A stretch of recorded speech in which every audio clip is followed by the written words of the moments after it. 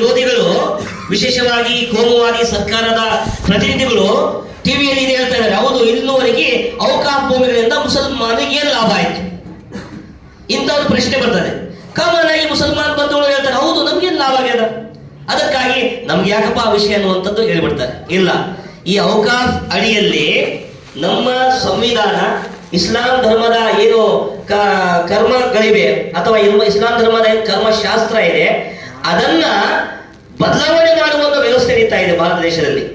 ಈ ಭಾರತ ದೇಶ ಇದೆಯಲ್ಲ, ಈ ದೇಶದಲ್ಲಿ ನಾವು ನೋಡ್ಬೇಕಾದ್ರೆ ಇಸ್ಲಾಂ ಧರ್ಮ ಇದು ಯಾವತ್ತಿಂದ ಇಸ್ಲಾಂ ಧರ್ಮ ಬಂದಿದೆ ಅಲ್ಲಿಂದ ನೂರಾರು ಚಕ್ರವರ್ತಿಗಳು, ನೂರಾರು ರಾಜ ಮಹಾರಾಜಗಳು, ನೂರಾರು ಜನ ಇಲ್ಲಿ ಬಂದು ಹೋಗಿದ್ದಾರೆ. ಅವರ ಆಡಳಿತಗಳಲ್ಲಿ ಬಹಳಷ್ಟು ಭೂಮಿಗಳನ್ನ ಅಲ್ಲಾಹನಿಗಾಗಿ ಕೊಡಲಾಗಿದೆ, ಜನರ ಸೇವೆಗಾಗಿ. ಆದ್ಮೇಲೆ ವಕ್ಫ್ ಅಂತದ್ದು ನಾನು ಹೇಳಿದ್ದೇನೆ ಮುಂದೆ ಏನಂದ್ರೆ ಅದು ನಿಲ್ಲುವುದಂತೇಳಿ. ಈಗ ಈ ಔಕಾಫ್ ವ್ಯವಸ್ಥೆ ಎಲ್ಲಿಂದ ಪ್ರಾರಂಭ ಆಯಿತು? ಇತ್ತೀಚೆಗೆ ಏನಲ್ಲ, ಇದು ಪ್ರವಾದಿ ಮೊಹಮ್ಮದ್ ಸಲ್ಲಲ್ಲಾಹು ಅಲೈಹಿ ವಸಲ್ಲಮರ ಕಾಲದಿಂದ. ಅಂದ್ರೆ ಪ್ರವಾದಿ ಮೊಹಮ್ಮದ್ ಅವರು ಮಕ್ಕಾದಿಂದ ಮದೀನಾಕ್ಕೆ ವಲಸೆ ಹೋದಾಗ, ಮಕ್ಕಾದಿಂದ ಮದೀನಾಕ್ಕೆ ಹೋದಾಗ ಮದೀನಾದಲ್ಲಿ ಒಂದು ಭೂಮಿಯನ್ನು ಖರೀದಿ ಮಾಡ್ತಾರೆ. ಎಲ್ಲಿ? ಮಸೀದಿ ಹುಬಾ ನಿರ್ಮಾಣ ಮಾಡುವಾಗ. ಮಸೀದಿ ಮಾಡಬೇಕು, ಜಾಗ ಇಲ್ಲ. ಅಲ್ಲಿರುವಂತ ಒಬ್ಬ ಸಹಲ್ ಮತ್ತು ಸುಹೇಲ್ ಅನ್ನುವಂತ ಯುವಕರು ಬಂದು, ಓ ಪ್ರವಾದಿಗಳೇ, ಈ ಭೂಮಿ ನಮ್ಮದಿದೆ, ಇದು ತಗೊಳ್ಳಿ, ನೀವು ಮಸೀದಿ ಕಟ್ಕೊಳ್ಳಿ ಅಂತಾರೆ. ಆದ್ರೆ ಪ್ರವಾದಿಯವರು ಅದನ್ನ ಗಿಫ್ಟ್ ಆಗಿ ತಗೊಳ್ಳಿಲ್ಲ, ಬದಲಾಗಿ ಖರೀದಿ ಮಾಡ್ತಾರೆ. ಖರೀದಿ ಮಾಡಿ ಮಸೀದಿ ನಿರ್ಮಾಣ ಮಾಡ್ತಾರೆ. ಅಂದ್ರೆ ಫಸ್ಟ್ ಅಂದ್ರೆ ಮೊದಲನೆಯ ವಕ್ಫ್ ಆಸ್ತಿ ನಮ್ಮ ಇಸ್ಲಾಂ ಧರ್ಮದಲ್ಲಿ ಪ್ರಾರಂಭ ಆಗಿದ್ದು ಪ್ರವಾದಿಯವರ ಜೀವನದಲ್ಲಿ. ಪ್ರವಾದಿಯವರು ಖರೀದಿ ಮಾಡಿ ಜನರಿಗಾಗಿ ಒಂದು ಆರಾಧನೆ ಮಾಡುವ ಒಂದು ಸ್ಥಳ ಮಾಡಿ ಕೊಟ್ಟಿರೋದು ಫಸ್ಟ್ ವಕ್ಫ್ ಅದು. ಅದರಿಂದ ನೋಡ್ಬೇಕಾದ್ರೆ ಪ್ರವಾದಿಯ ಕಾಲದಲ್ಲಿ ಅಲ್ಲಿ ಹಜರತ್ ಜಾಬೀರ್ ರಜಿಯಲ್ಲಾಹು ತಆಲಾ ಅನ್ನುವಂತ ಒಬ್ಬ ಪ್ರವಾದಿ ಸಂಗಾತ, ಅಲ್ಲಿ ಒಂದು ಭೂಮಿ, ಒಂದು ಬಾವಿ ಇತ್ತು, ಬಹಳ ಸಮಸ್ಯೆ ಆಗಿತ್ತು. ಆ ಬಾವಿಯನ್ನ ಖರೀದಿ ಮಾಡಿ ಸಾರ್ವಜನಿಕರಿಗಾಗಿ ಒಂದು ವ್ಯವಸ್ಥೆ ಮಾಡಿಕೊಡ್ತಾರೆ. ಅದೇ ರೀತಿಯಾಗಿ ಉಸ್ಮಾನಿ ಗನಿ ರಜಿಯಲ್ಲಾಹು ತಆಲಾ ಸಾರ್ವಜನಿಕರಿಗಾಗಿ ಒಂದು ಬಾವಿಯನ್ನ ಖರೀದಿ ಮಾಡಿ ಆ ಜನರಿಗಾಗಿ ಕುಡಿಯುವ ನೀರಿನ ವ್ಯವಸ್ಥೆ ಮಾಡಿಕೊಡ್ತಾರೆ. ಇದು ವಕ್ಫ್. ಅದೇ ರೀತಿಯಾಗಿ ನಾವು ನೋಡ್ಬೇಕಾದ್ರೆ ಪ್ರವಾದಿ ಮೊಹಮ್ಮದ್ ಸಲ್ಲಲ್ಲಾಹು ಅಲೈಹಿ ವಸಲ್ಲಂ ಅವರೇ ತನ್ನ ಏಳು ತೋಟಗಳನ್ನ ತನ್ನ ಕುಟುಂಬ, ವಿಶೇಷವಾಗಿ ಹಾಶಿಮ್ ಮತ್ತು ಬನಿ ಅಬ್ದುಲ್ ಮುತ್ತಲಿಬ್, ಈ ಎರಡು ಕುಟುಂಬಗಳಿಗಾಗಿ ಸೀಮಿತ ಮಾಡಿ ವಕ್ಫ್ ಮಾಡ್ತಾರೆ. ಇಂಥ ಒಂದು ಉದಾಹರಣೆ ಪ್ರವಾದಿಯ ಜೀವನದಲ್ಲಿ ನಾವು ನೋಡಲಿಕ್ಕೆ ಸಾಧ್ಯ ಆಗ್ತದೆ.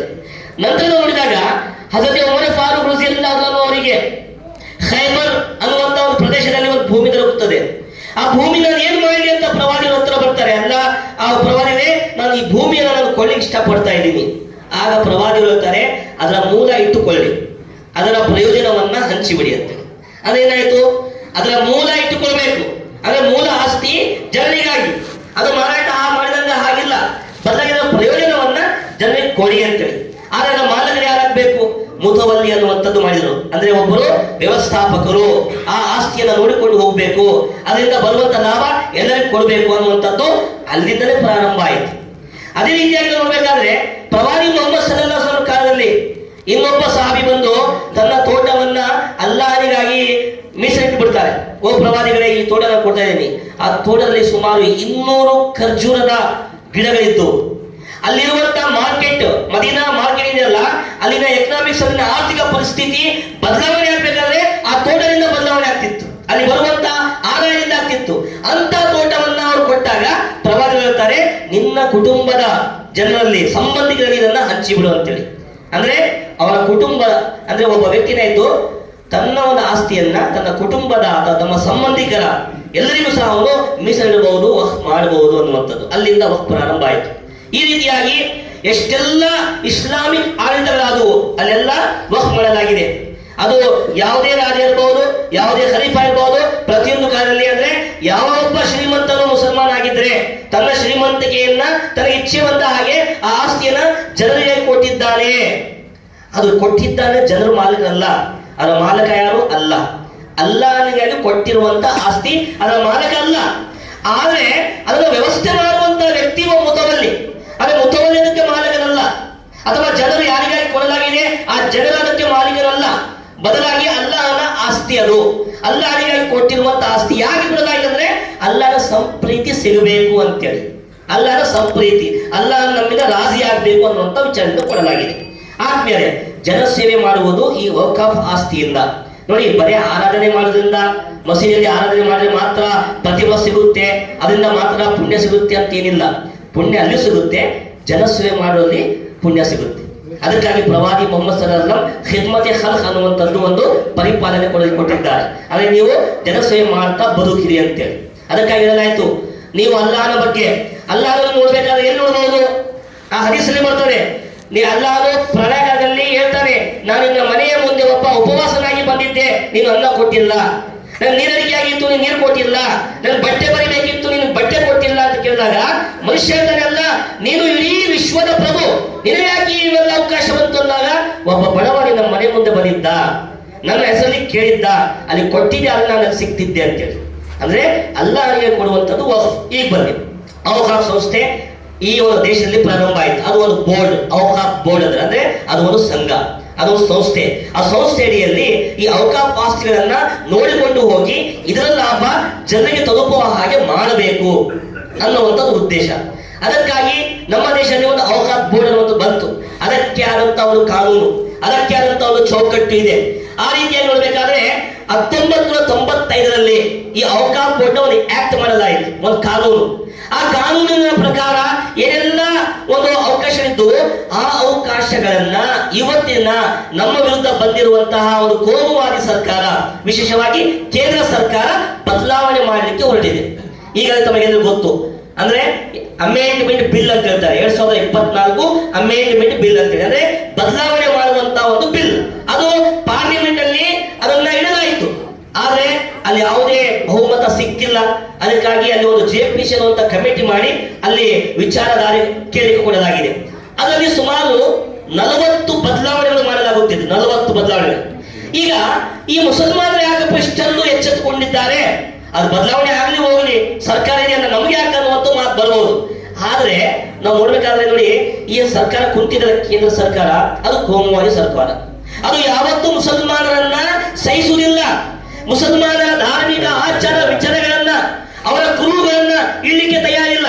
ಅದಕ್ಕಾಗಿ ಎಲ್ಲಿ ಬೇಕಾದ್ರೆ ಮುಸಲ್ಮಾನರ ಹೆಸರಿದ್ರೆ ಆ ಹೆಸರು ಬದಲಾವಣೆ ಮಾಡ್ತಾರೆ. ಯಾವುದೇ ಒಂದು ಸರ್ಕಲ್ ಇರಬಹುದು, ಯಾವುದೋ ಒಂದು ವೃತ್ತ ಇರಬಹುದು, ಅದನ್ನ ಬದಲಾವಣೆ ಮಾಡಬೇಕು. ಆ ರೀತಿಯಾಗಿ ಮುಸಲ್ಮಾನರನ್ನ ಮುಗಿಸುವುದು, ಮುಸಲ್ಮಾನರನ್ನ ಒಂದು ಅವರ ಮೇಲೆ ಒಂದು ದೌರ್ಜನ್ಯ ಮಾಡುವಂತ ಒಂದು ವ್ಯವಸ್ಥೆ ನಾವು ನೋಡ್ತಾ ಇದ್ದೀವಿ. ಆದ್ಮೇಲೆ ವಿಶೇಷವಾಗಿ ಹೇಳ್ಬೇಕಾದ್ರೆ ಈ ಒಂದು ಕೇಂದ್ರ ಸರ್ಕಾರ ಏನಿದೆಲ್ಲ ಅವ್ರದ್ದು ಒಂದು ಗುರಿ ಇದೆ. ಅದೇನ್ ಗುರಿ ಅಂದ್ರೆ ಈ ಭಾರತ ದೇಶದಲ್ಲಿ ಏಕರೂಪ ನಾಗರಿಕ ಸಂಹಿತೆ ಅಂದ್ರೆ ಎಕ್ಸಾ ಸಿವಿಲ್ ಕೋಡ್ ಅಂತ ಹೇಳ್ತೀವಿ ನಾವು. ಎಕ್ಸಾ ಸಿವಿಲ್ ಕೋಡ್ ಅಂದ್ರೆ ಎಲ್ಲರಿಗೂ ಸಮಾನವಾದಂತ ಒಂದು ಕಾನೂನು, ಅದು ತರಲಿಕ್ಕೆ ತಯಾರಾಗ್ತಾ ಇದೆ. ಅಂದ್ರೆ ಈಗ ನಮ್ಮಲ್ಲಿ ಇರುವಂತಹ ಸಂವಿಧಾನ ಇದೆಯಲ್ಲ, ಬಾಬಾ ಸಾಹೇಬ್ ಅಂಬೇಡ್ಕರ್ ಅವರು ಎಲ್ಲರೂ ಸೇರಿ ಕೊಟ್ಟಿರುವ ಸಂವಿಧಾನ, ಅದರಲ್ಲಿ ನಮಗೆ ಅವಕಾಶ ನೀಡಲಾಗಿದೆ. ಮುಸಲ್ಮಾನ್ ಇರಬಹುದು, ಕ್ರೈಸ್ತರು ಇರಬಹುದು, ಹಿಂದೂ ಇರಬಹುದು, ಯಾರೇ ಇರಬಹುದು, ಅವರವರು ತಮ್ಮ ಧರ್ಮದ ಪ್ರಚಾರ ಮಾಡಬಹುದು. ಅವರವರು ತಮ್ಮ ಧರ್ಮದ ಮುಖಾಂತರ ಅವರ ಆಚಾರ ವಿಚಾರಗಳನ್ನ ಆರಾಧನೆ ಮಾಡಬಹುದು.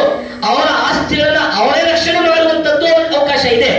ಅಂದ್ರೆ ನಮ್ಮ ಆಸ್ತಿಗಳನ್ನ, ಧಾರ್ಮಿಕ ಕೇಂದ್ರಗಳನ್ನ ರಕ್ಷಣೆ ಮಾಡುವುದು, ನೋಡಿಕೊಳ್ಳುವುದು ಜವಾಬ್ದಾರಿ ಸಂವಿಧಾನ ಕೊಟ್ಟಿದೆ. ಆದ್ರೆ ಇವ್ರು ಏನ್ ಹೇಳ್ತಾರೆ, ಹೊಸ ಸಂವಿಧಾನ ಏನ್ ಮಾಡ್ತಾ ಇದಾರಲ್ಲ, ಅಮೆಂಡ್ಮೆಂಟ್ ಆಕ್ಟ್ ಬಿಲ್ ನಲ್ಲಿ ಈ ಒಂದು ಸ್ವತಂತ್ರವನ್ನು ನಮ್ಮಿಂದ ಕಸಿದುಕೊಳ್ಳುವಂತ ವ್ಯವಸ್ಥೆ ಮಾಡಲಾಗುತ್ತದೆ. ಅದಾಗಿ ನೋಡಿ, ಫಸ್ಟ್ ಒಂದು ಹೇಳ್ತಾ ಇದ್ದೀನಿ, ಅಂದ್ರೆ ಬಳಕೆಯಲ್ಲಿ ಇರುವಂತದ್ದನ್ನ ಕ್ಯಾನ್ಸಲ್ ಮಾಡ್ತಾ ಇದ್ದಾರೆ. ಬಳಕೆ ಅಂದ್ರೆ ಒಂದು ದೀರ್ಘಕಾಲದಿಂದ ಒಂದು ಮಸೀದಿ ಇದೆ, ಒಂದು ದರ್ಗಾ ಇದೆ, ಒಂದು ಮಶಾನ ಇದೆ, ಒಂದು ಆಶ್ರಮಖಾನ ಇದೆ, ಯಾವುದೋ ಒಂದು ಮದರಸಾ ನಡೀತಾ ಇದೆ, ದೀರ್ಘದಿಂದ ನಡೀತಾ ಬಂದಿದೆ. ಈ ಔಕಾಫ್ ಆಕ್ಟ್ ಪ್ರಕಾರ ಅದು ಔಕಾಫ್ಗೆ ಸೇರಿದ್ದು, ಅದು ಆ ಶಾಲೆಗೆ ಅಥವಾ ಮದರಸಾಗೆ, ಆ ಕಬ್ರಸ್ತಾನ್ಗೆ ಮೀಸಲಿಟ್ಟ ಜಾಗ ಅಂತೇಳಿ. ಆದ್ರೆ ಹೊಸ ಕಾನೂನು ಏನ್ ಹೇಳ್ತಾ ಇದೆ, ಬಳಕೆಯಲ್ಲಿರುವಂತದ್ದನ್ನ ತೆಗೆದು ಹಾಕಲಾಗಿದೆ.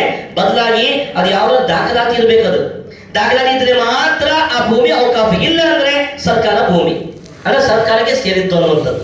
ಈಗಾಗಲೇ ಎಷ್ಟೋ ಮಸೀದಿಗಳಿವೆ, ಎಷ್ಟೋ ದರ್ಗಾಗಳಿವೆ, ಅವುಗಳ ಆಸ್ತಿಗಳು ಎಲ್ಲೂ ದಾಖಲಾತಿ ಇಲ್ಲ, ಎಲ್ಲೋ ಭಾವನೆಗಳಿಂದ ಬಂದಿವೆ. ಈಗ ಅದನ್ನ ಬಿಟ್ಕೊಳ್ಳಿ ನಾವು ಸಾಧ್ಯ ಇಲ್ಲ. ಅದಕ್ಕಾಗಿ ನಾವು ವಿರೋಧ ಮಾಡ್ತಾ ಇದ್ದೀವಿ. ಈ ಬಿಲ್ ಏನ್ ಮಾಡ್ತಾ ಇದೆ, ಇದು ತಪ್ಪು, ಮುಸಲ್ಮಾನರ ಅಧಿಕಾರ ಕಸಿದುಕೊಳ್ಳಲಾಗುತ್ತಿದೆ ಅನ್ನುವಂಥದ್ದು ಒಂದು.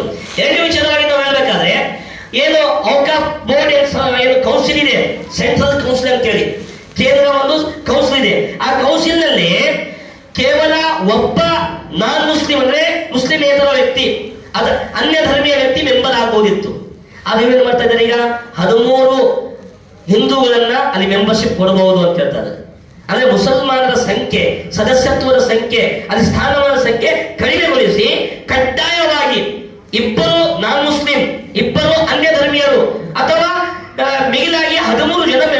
ಆಗಬಹುದು ಅನ್ನುವಂಥದ್ದು ಅಲ್ಲಿ ಶಿಫಾರಸು ಮಾಡಲಾಗಿದೆ. ಈ ರೀತಿಯಾಗಿ ಮುಸಲ್ಮಾನರ ಸದಸ್ಯತ್ವವನ್ನ ಮುಗಿಸುವ ಕುತಂತ್ರ ಅಲ್ಲಿ ಮಾಡಲಾಗುತ್ತಿದೆ. ಅದಕ್ಕಾಗಿ ನಮ್ಮ ವಿರೋಧ. ಒಂದು ಎರಡು ವಿಚಾರ ಬರೆದಿದೆವು. ಈ ಸ್ಟೇಟ್ ಬೋರ್ಡ್ ಇದೆ, ಅಂದ್ರೆ ಕೇಂದ್ರ ಒಂದಿರ್ತದೆ, ಒಂದು ಸ್ಟೇಟ್ ಬೋರ್ಡ್ ಇದೆ, ಕರ್ನಾಟಕದ ಒಂದು ಬೋರ್ಡ್ ಇದೆ. ಅಂದ್ರೆ ಕರ್ನಾಟಕ ಬೋರ್ಡ್ ನಲ್ಲಿ ಒಬ್ಬ ಚೇರ್ಮನ್ ಅಂದ್ರೆ ಚೇರ್ಪರ್ಸನ್ ಒಬ್ಬ ಹಿಂದೂ ಆಗುವುದಿತ್ತು, ಉಳಿದವರು 7 ಜನ ಮುಸಲ್ಮಾನ ಆಗುವುದಿತ್ತು.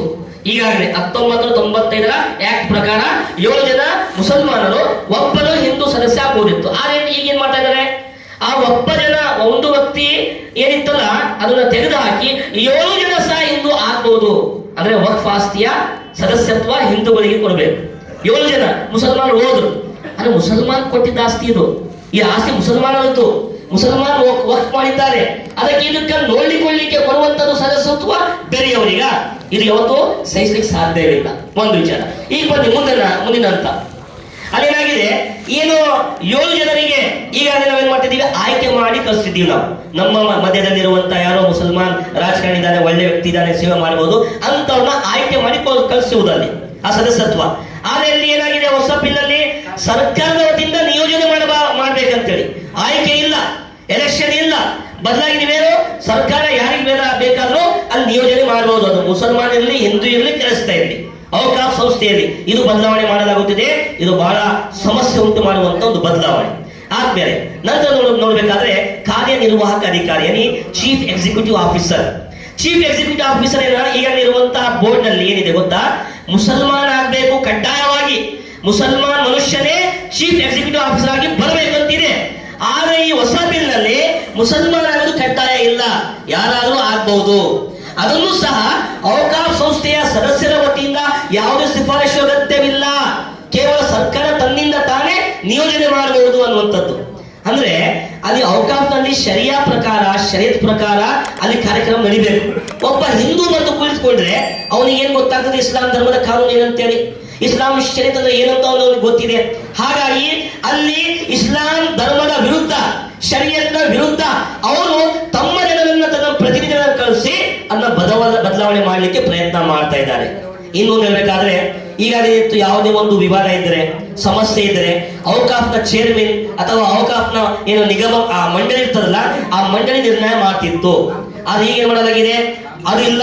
ಬದಲಾಗಿ ಜಿಲ್ಲಾ ಅಧಿಕಾರಿಗೆ ಪವರ್ ಕೊಡಲಾಗುತ್ತಿದೆ. ಜಿಲ್ಲಾ ಅಧಿಕಾರಿಯನ್ನ ಔಕಾಫ್ನ ಮುಖ್ಯ ಒಂದು ಕಾರ್ಯನಿರ್ವಾಹಕ ಅಧಿಕಾರಿ ಇದ್ದಂಗತ. ಅಂದ್ರೆ ಯಾವುದೇ ಸಮಸ್ಯೆ ಬಂದ್ರೆ ಜಿಲ್ಲಾಧಿಕಾರಿ ಅಲ್ಲಿ ನಿರ್ಣಯ ಮಾಡಬೇಕು. ಅಂದ್ರೆ ನಿರ್ಣಾಯಕ ವ್ಯಕ್ತಿ ಆ ಜಿಲ್ಲಾಧಿಕಾರಿ.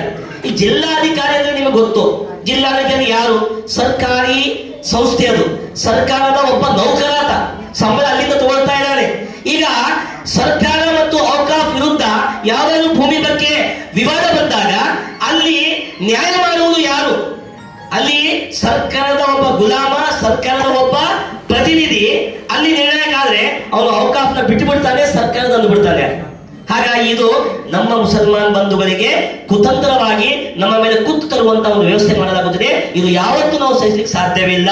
ಈ ಒಂದು ಅಮೆಂಡ್ಮೆಂಟ್ ಬಿಲ್ ನಮಗೆ ತೊಂದರೆ ಕೊಡ್ತಾ ಇದೆ. ಆದ್ಮೇಲೆ ಈ ರೀತಿಯಾಗಿ ಬಂದು ಇನ್ನೊಂದು ಹೇಳ್ತಾ ಇದ್ದೀನಿ, ಒಂದು ಹೊಸ ಬಿಲ್ ನಲ್ಲಿ ಬರೆಯಲಾಗಿದೆ. ಏನಂದ್ರೆ ಯಾರಾದ್ರೂ ತನ್ನ ಆಸ್ತಿಯನ್ನ ವಕ್ಫ್ ಮಾಡಬೇಕಾದ್ರೆ, ಔಕಾಫ್ ಕಾಯಿಮ್ ಮಾಡಬೇಕಾದ್ರೆ, ಸ್ಥಾಪನೆ ಮಾಡಬೇಕಾದ್ರೆ ಅವನು ಕನಿಷ್ಠ 5 ವರ್ಷ ಮುಸಲ್ಮಾನ್ ಆಗಿ ಇಸ್ಲಾಂ ಧರ್ಮವನ್ನ ಪ್ರಾಕ್ಟೀಸ್ ಮಾಡಿರಬೇಕು.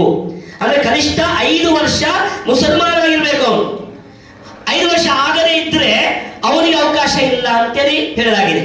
ಇದು ಇಸ್ಲಾಂ ಧರ್ಮದ ಶರೀಅತ್ನ ವಿರುದ್ಧ. ಇಸ್ಲಾಂ ಧರ್ಮದಲ್ಲಿ ಏನಿದೆ, ಒಬ್ಬ ವ್ಯಕ್ತಿ ಲಾ ಇಲಾಹ ಇಲ್ಲಲ್ಲಾಹ್ ಮುಹಮ್ಮದ್ ರಸೂಲುಲ್ಲಾಹ್ ಈ ಕಲಿಮಾ ತಯ್ಯಿಬವನ್ನು ಓದಿ ಅವನು ಅದನ್ನ ಸ್ವೀಕಾರ ಮಾಡಿ ಇಸ್ಲಾಂ ಧರ್ಮದಲ್ಲಿ ಬಂದ್ರೆ ಅವನ ಸ್ಥಾನಮಾನ ನಮ್ಮಲ್ಲಿರುವಂತಹ 50 ವರ್ಷ ಹಳೆಯ ಮುಸಲ್ಮಾನನ ಸರಿಯಾಗಿದೆ. ಒಬ್ಬ 50 ವರ್ಷ ಮುಸಲ್ಮಾನ್ ಆಗಿದ್ದಾರೆ, ಒಬ್ಬನು ಕೇವಲ ಈಗ 1 ವರ್ಷ ಆಗಿದೆ ಮುಸಲ್ಮಾನ್ ಆಗಿ, ಅವರಿಬ್ಬರು ಸಮಾನ ನಮ್ಮಲ್ಲಿ. ಯಾರು ಮಿಗಿಲಲ್ಲ, ಕೀಳಲ್ಲ. ಯಾವ ಹಕ್ಕುಗಳು ಒಬ್ಬ ಹಳೆ ಮುಸಲ್ಮಾನನಿದೆ ಅಷ್ಟೇ ಹಕ್ಕುಗಳು ಇವನಿಗೆ ಬರ್ತದೆ. ಆದ್ರೆ ಹೊಸ ಅಮೆಂಡ್ಮೆಂಟ್ ಬಿಲ್ ನಲ್ಲಿ ಏನಿದೆ, 5 ವರ್ಷ ಕನಿಷ್ಠ ಅಂತಿದೆ. ಇದು ನಮ್ಮ ಧರ್ಮದ ಒಂದು ಆಚಾರವನ್ನ ಅದು ಕಡೆಗಣನೆ ಮಾಡಲಾಗಿದೆ. ಅದಕ್ಕೆ ನಮಗೆ ಇಷ್ಟ ಇಲ್ಲ. ಇದರ ವಿರುದ್ಧ ನಾವು ರಕ್ಷಣೆ ಮಾಡಲಿಕ್ಕೆ ಹೊರಡ್ತೀವಿ. ಇದನ್ನು ಕ್ಯಾನ್ಸಲ್ ಮಾಡಬೇಕು. ಆದ್ಮೇಲೆ ಇದು ಮುಂದೆ ಇನ್ನೊಂದು ವಿಚಾರ ಬರಬೇಕಾದ್ರೆ ಅಲ್ಲಿ ನಾವು ನೋಡ್ತಾ ಇದ್ದೀವಿ, ಆ ಔಕಾಫ್ ಆಸ್ತಿಯನ್ನ ಅಲ್ಲಿ ನಮ್ಮನ್ನ ಮುಂದೆ ಕೊಂಡಾಗ ಯಾವುದೋ ಸಮಸ್ಯೆ ಬಂದಾಗ ನೀವು ಅರ್ಜಿ ಕೊಡಬಹುದು. ಅಲ್ಲಿ ಟ್ರಿಬ್ಯುನಲ್ ಕೋರ್ಟ್ ಅಂತಿದೆ ಔಕಾಫ್ ನಲ್ಲಿ. ಟ್ರಿಬ್ಯುನಲ್ ಕೋರ್ಟ್ ನಲ್ಲಿ ನೀವು ಕೊಟ್ಟಾಗ ಅರ್ಜಿಯನ್ನ ಆ ಟ್ರಿಬ್ಯುನಲ್ ಕೋರ್ಟ್ ನಿರ್ಣಯ ಮಾಡ್ತಾರೆ. ಆ ಟ್ರಿಬ್ಯುನಲ್ ಕೋರ್ಟ್ ಯಾವ್ದು ಇರ್ತದೆ, ಇರ್ತದೆ. ಅಲ್ಲಿ ಕೊಟ್ಟಾಗ ಯಾವುದು ಸಮಸ್ಯೆ ಬಗೆಹರಿಯಾಗಾಯಿತು, ಒಂದು ನಿರ್ಣಯ ಬಂತು, ನಿಮ್ಗೆ ಇಷ್ಟ ಇಲ್ಲ ಅಂದ್ರೆ ಹೈಕೋರ್ಟಿಗೆ ಹೋಗ್ಬೋದು, ಆಮೇಲೆ ಸುಪ್ರೀಂ ಕೋರ್ಟಿಗೆ ಹೋಗ್ಬೋದು. ಆದ್ರೆ ಹೊಸ ಬಿಲ್ಲು ಈ ಟ್ರಿಬ್ಯುನಲ್ ಕೋರ್ಟ್ ನ ಮುಕ್ತಾಯ ಮಾಡಿದೆ, ಅದು ಇಲ್ಲ ಅಂತ ಹೇಳಲಾಗುತ್ತಿದೆ. ಇದನ್ನು ಸಹ ಯಾವುದೇ ರೀತಿಯಾಗಿ ಅಂದ್ರೆ ಟ್ರಿಬ್ಯುನಲ್ ಕೋರ್ಟ್ ನ ಅದು ಮುಕ್ತಾಯ ಮಾಡಿ ತನ್ನ ಕಪಿಮುಷ್ಟಿಯಲ್ಲಿಯೇ ತಗೊಳ್ಳಿಕ್ಕೆ ಪ್ರಯತ್ನ ಮಾಡ್ತಿದೆ ಕೇಂದ್ರ ಸರ್ಕಾರ. ಇನ್ನೊಂದು ಹೇಳ್ಬೇಕಾದ್ರೆ ಅಲ್ಲಿ ನಾವು ವಿಶೇಷವಾಗಿ ನೋಡ್ಬೇಕಾದ್ರೆ ಅಲ್ಲಿ ಒಂದು ಕಾನೂನು ಇದೆ, ಅಂದ್ರೆ ಓವರ್ ರೈಡಿಂಗ್ ಲಿಮಿಟೆಡ್ ಅಂತೇಳಿ, ಅದೇ ಓವರ್ ರೈಡಿಂಗ್ ಆಕ್ಟ್ ಅಂತೇಳಿ. ಅಂದ್ರೆ ನಮ್ಮ ಔಕಾಫ್ನ ಒಂದು ಕಾನೂನು ಇದೆ, ಮತ್ತೆ ನಾರ್ಮಲ್ ಸಂವಿಧಾನದ ಪ್ರಕಾರ ಬೇರೆ ಕಾನೂನು ಇದೆ.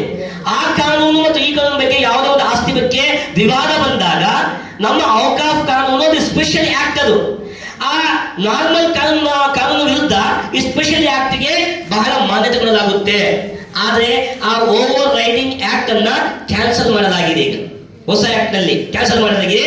ಈ ರೀತಿ ಮಾಡಿದಾಗ ಏನಾಗ್ತದೆ, ನಮ್ಮ ಯಾವುದೇ ಆಸ್ತಿ ಯಾವುದೊಬ್ಬ ಬಂದು ಇದು ನಮ್ಮದು ನಮ್ಮ ತಾತಂದು ಅಂತೇಳಿ ಯಾವುದೇ ವಿವಾದ ಹುಟ್ಟಿಸಿದಾಗ, ಸರ್ಕಾರಿ ಯಾವುದೇ ಕಾನೂನು ಬಂದು ಅಡ್ಡ ಬಂದಾಗ ಆ ಆಸ್ತಿ ನಮ್ಮಿಂದ ಹೋಗುವ ಸಾಧ್ಯತೆ ಇದೆ. ಅದಕ್ಕಾಗಿ ಇದು ನಮ್ಮ ಮೇಲೆ ಒಂದು ದೌರ್ಜನ್ಯ, ನಮಗೆ ಕೊಟ್ಟಿರುವ ಸ್ವಾತಂತ್ರ್ಯವನ್ನು ನಮ್ಮಿಂದ ಕಸಿದುಕೊಳ್ಳಲಾಗುತ್ತಿದೆ. ಅದಕ್ಕಾಗಿ ನಾವು ಅದನ್ನು ವಿರೋಧ ಮಾಡ್ತಾ ಇದ್ದೀವಿ. ಆದ್ರೆ ಅದೇ ರೀತಿಯಾಗಿ ನಾವು ನೋಡ್ಬೇಕಾದ್ರೆ ಅಲ್ಲೊಂದು ವ್ಯವಸ್ಥೆಯಾಗಿ ಬರ್ತಾ ಇದೆ. ಅದೇನಂದ್ರೆ, ನೀವು ಯಾವುದೇ ವಿರೋಧ ಮಾಡಿದಾಗ ಈಗ ನೋಡಿ ಒಂದು ಪ್ರೊಪಗಂಡ ಇದೆ, ಅಂದ್ರೆ ಟಿವಿಯಲ್ಲಿ ನೋಡಿದಾಗ ಔಕಾಫ್ ಎಂತದಪ್ಪ ಅಂತಂದ್ರೆ ಯಾವುದೋ ಒಂದು ಯಾವುದೇ ಆಸ್ತಿಗೆ ನಮ್ಮದಂದ್ರೆ ನಮ್ಮದಾಗ್ಬಿಡ್ತದ. ಅಲ್ಲಿ ಅಂತದ್ ಯಾವುದೇ ಪ್ರೊಪಗಂಡ ಏನ್ ಮಾಡ್ತಾ ಇರೋದು ಸುಳ್ಳದು. ಔಕಾಫ್ ಕಾನೂನು ಇಲ್ಲ. ಔಕಾಫ್ ಕಾನೂನು ಒಬ್ಬ ವ್ಯಕ್ತಿ ತನ್ನ ಆಸ್ತಿ ಕೊಡಬೇಕಾದ್ರೆ ಅರ್ಜಿ ಕೊಡಬೇಕು. ಆ ಅರ್ಜಿ ಕೊಟ್ಟ ನಂತರ ಆ ಔಕಾಫ್ ಶಿಫಾರಸು ಮಾಡಿದ ನಂತರ 1 ವರ್ಷದ ಅವಧಿಯಲ್ಲಿ ಟ್ರಿಬ್ಯುನಲ್ ಕೋರ್ಟ್ ಮೂಲಕ ಅದನ್ನ ಪ್ರಚಾರ ಮಾಡಲಾಗುತ್ತೆ. 1 ವರ್ಷದ ಅವಧಿಯಲ್ಲಿ ಯಾರು ಬೇಕಾದ್ರ ಮೇಲೆ ತನ್ನ ಒಂದು ಮಾತನ್ನ ಅಥವಾ ಅದನ್ನ ವಿರೋಧವನ್ನು ವ್ಯಕ್ತಪಡಿಸಬಹುದು. ಯಾರು ವ್ಯಕ್ತ ಮಾಡದೇ ಇದ್ದಾಗ ಅವಾಗ ಅದನ್ನ ಔಕಾಫ್ ಅಡಿಗೆ ತಗೊಳ್ಳಲಾಗುತ್ತದೆ. 1 ವರ್ಷದ ನಂತರ ಅದನ್ನ ಸರ್ಕಾರದ ಒಂದು ಗೆಜೆಟ್ ನಲ್ಲಿ ಅದನ್ನ ದಾಖಲು ಮಾಡಲಾಗುತ್ತೆ. ಇದು ಅವಾಗ ಆಸ್ತಿ ಆಗುತ್ತೆ. ಸುಳ್ಳ ಒಂದು ಟಿವಿ ಮಾಧ್ಯಮದ ಮೂಲಕ ಇವತ್ತು ಹೇಳ್ತಾ ಇದ್ದಾರೆ. ಆದ್ಮೇಲೆ ಇನ್ನೊಂದು ನಾವು ನೋಡ್ತಾ ಇದ್ದೀವಿ, ಈಗಾಗಲೇ ತಮಿಳುನಾಡಿನ ಚಂದೂರಾಯ ಅನ್ನುವಂಥ ಒಂದು ಊರು, ಅದು ಸುಮಾರು 1500 ವರ್ಷಗಳ ಹಳೆಯದಾದ ಒಂದು ಮಂದಿರ ಇದೆ ಅಂತೇಳಿ ಹೇಳಲಾಗುತ್ತೆ. ಅದು ಸುಮಾರು 600 ಕುಟುಂಬಗಳಿವೆ. ಅದ್ರ ಬಗ್ಗೆ ಒಂದು ತಮಿಳುನಾಡು ಸರ್ಕಾರದ ಔಕಾಫ್ ಸಂಸ್ಥೆ ಒಂದು ನಡೆಸಿಕೊಡುತ್ತು. ಆ ಊರೆಲ್ಲ ಔಕಾಫ್ ಹಿಂದೆ ಅಂತೇಳಿ ಅವರೊಂದು ಸಮಸ್ಯೆ ಉದ್ಭವ ಆಯಿತು. ನೋಡಿ ಬಂದಿದೆ ಅಂತೇಳಿ. ಅದೇನರ್ಥ, ಅಲ್ಲಿ 15 ವರ್ಷಗಳ ಯಾವುದೇ ಮಸೀದಿ ಇಲ್ಲ, ಯಾವುದೇ ಮಂದಿರ ಇಲ್ಲ. ಬದಲಾಗಿ ಮಂದಿರ ಇರೋದು 100 ವರ್ಷದ್ದು. ಆದ್ರೆ 100 ವರ್ಷದ ಹಿಂದೆಗಡೆ ಯಾರೋ ಒಬ್ಬರು ಆಸ್ತಿಯನ್ನ ಔಕಾಫಿಗೆ ಕೊಟ್ಟಿದ್ದಾರೆ, ಅದಕ್ಕಾಗಿ ಕೊಟ್ಟಿದೆ. ಆದ್ರೆ ಔಕಾಫ್ ಅಲ್ಲಿ ಏನ್ ಮಾಡಿದೆ, ತಮಿಳುನಾಡು ಸರ್ಕಾರ ಯಾವ ನಿರ್ಣಯ ತಗೊಳ್ತಿದೆ ಅದಕ್ಕೆ ನಾವು ರಾಜಿ ಹೇಳಲಾಗಿದೆ. ಆದ್ರೂ ಟಿವಿ ಮಾಧ್ಯಮದ ಮೂಲಕ ಒಂದು ದೊಡ್ಡ ಸಮಸ್ಯೆಯನ್ನು ತೋರಿಸಲಾಗುತ್ತೆ. ಇದೇ ರೀತಿಯಾಗಿ ನಮ್ಮ ಕರ್ನಾಟಕದಲ್ಲಿ ಈಗಾಗಲೇ ಬಿಜಾಪುರ ನಾವು ನೋಡಿದ್ದೀವಿ. ಬಿಜಾಪುರದಲ್ಲಿ ಎಲ್ಲ ರೈತರನ್ನ ಸೇರಿಸಿಕೊಂಡು ನಮ್ಮ ಈಗ ಕೋಮುವಾದಿ ಪಕ್ಷದ ಮುಖಂಡರು ಅಥವಾ ಪ್ರತಿನಿಧಿಗಳು ತಮ್ಮ ರಾಜಕೀಯ ಬೇರೆ ಬೀಸಲಿಕ್ಕಾಗಿ ಜನರ ಮುಂದೆ ಔಕಾಫ್ನ ನೋಟಿಸ್ ಬಂದಿವೆ ಅಂತೇಳಿ. ಈ ನೋಟಿಸ್ ಬಂದಿದೆ ಇದೇ ಮೊದಲ? ಈಗಾಗಲೇ ನಿಮ್ಮ ಪಾಣಿಯಲ್ಲಿ ಅದು ಔಕಾಫ್ ಅಂತ ಬಂದಿದೆಯಾ? ಪಾಣಿಯ 11 ನಂಬರ್ ಕಾಲಂನಲ್ಲಿ ಮೊದಲಿಂದನೂ ಅದು ಆಸ್ತಿ ಔಕಾಫ್ ಅಂತ ಬರೆಯಲಾಗಿದೆ. ನೀವು ಖರೀದಿ ಮಾಡಿದಾಗ ಅದನ್ನು ಕ್ಯಾನ್ಸಲ್ ಮಾಡಬೇಕು. ಖರೀದಿ ಮಾಡಿದಾಗ ನೀವು ಯಾವ ಟ್ಯಾಕ್ಸ್ ಕಟ್ತಿರಲ್ಲ, ನೀವು ಪ್ರತಿ ವರ್ಷ ಏನಾದ್ರ ಮೇಲೆ ಲೋನ್ ಆಗಲಿ ಏನಾದ್ರು ತಗೋವಾಗ ಅಲ್ಲಿ ಬಂದೇ ಬರ್ತಿದ್ದು ಔಕಾಫ್ ಆಸ್ತಿ ಅಂತೇಳಿ ಅದನ್ನ ಕ್ಯಾನ್ಸಲ್ ಮಾಡುತ್ತಿತ್ತಲ್ಲ. ಕ್ಯಾನ್ಸಲ್ ಮಾಡದೇ ಇದ್ದಾಗ ಸರ್ಕಾರದ ಒಂದು ಔಕಾಫ್ ಅಡಿಯಲ್ಲಿ ಇದ್ದಾಗ ಆ ನೋಟಿಸ್ ಬಂದೇ ಬರುತ್ತೆ, ಸಹಜ.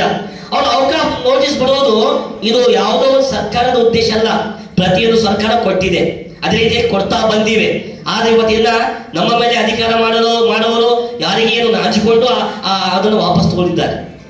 ಆದ್ಮೇಲೆ ಈ ರೀತಿ ನೋಡಬೇಕಾದ್ರೆ ಈ ಒಂದು ಆಸ್ತಿ ಇದೆಲ್ಲ ಗೆಜೆಟ್ ನಲ್ಲಿ ಇರುವಂತದ್ದು ಆಸ್ತಿ ಮಾತ್ರ ಔಕಾಫ್ ಅಂತ ಗೆಜೆಟ್ ಇದೆ, ಅದನ್ನ ಚೆಕ್ ಮಾಡಬಹುದು ಯಾವ್ದು ಆಸ್ತಿ ಔಕಾಫ್ ಇದು ಯಾವ್ದಿಲ್ಲ ಅಂತ. ಈ ರೀತಿಯಾಗಿ ನಮ್ಮನ್ನ ಮುಂದೆ ಬಂದಿದೆ. ಒಟ್ಟಾರೆ ಹೇಳ್ಬೇಕಾದ್ರೆ ನಮ್ಮ ಔಕಾಫ್ ಆಸ್ತಿಯ ಮೇಲಿರುವಂತಹ